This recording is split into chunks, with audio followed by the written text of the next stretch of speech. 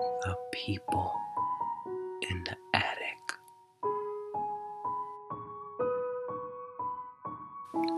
The sun commits suicide upon the pointed spikes of the mountain slopes and is reincarnated as a floating blue ghost glaring through the boarded window. The walls chuckle quietly, coughing as some small rat scurries to the other side. An opossum galumps across the attic above me, making some sort of growl as it goes. I stare around at this room, then down at my banished body. The room looks like it has survived some sort of apocalypse in a box. The papers with writing that no one will ever read scatters on floors. The yellow glow of a candle in the hallway dies. It's Ashley ghost blowing down the hall in a draft. I slowly lay back on the dirty, ice-infected bed, clawing, banging, scratching, claw, bang, scratch, scratch, claw, claw, claw, claw, claw. Stop! I shoot up straight in my bed, adrenaline and fear replacing the blood in my veins. The creatures freeze.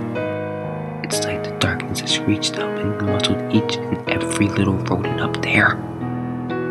The silence creeps down, and through the window as the mountain fog slowly trickles in, like a cut a trail on a mountain slide.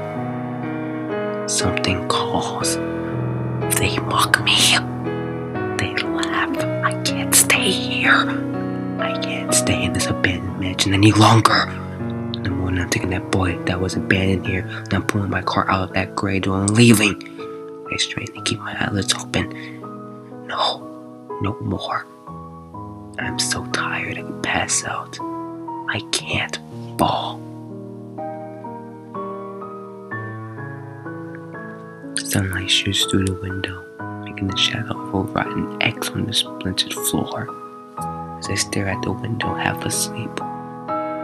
As I slowly recover from the glorious sleep interrupted by frustration, I feel something brush my knuckle.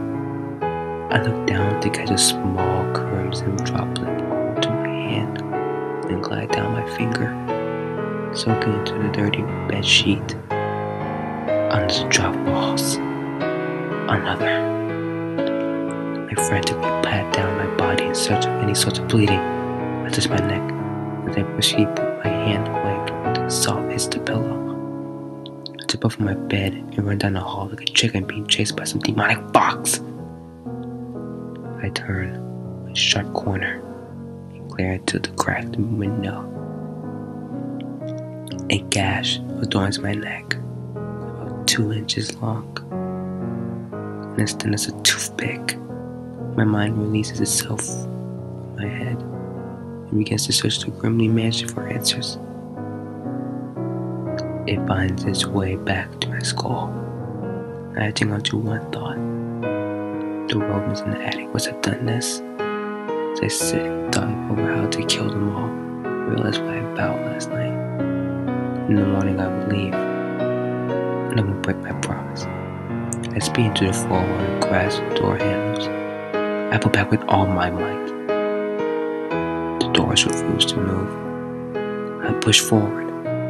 Still nothing. I pull back. Something barely shines in between the handles. A long pole of rusted metal is jammed inside the doors, holding them together. Eric must have done this. He must think I'm going to abandon him too. But that boy was abandoned here. Must still be here.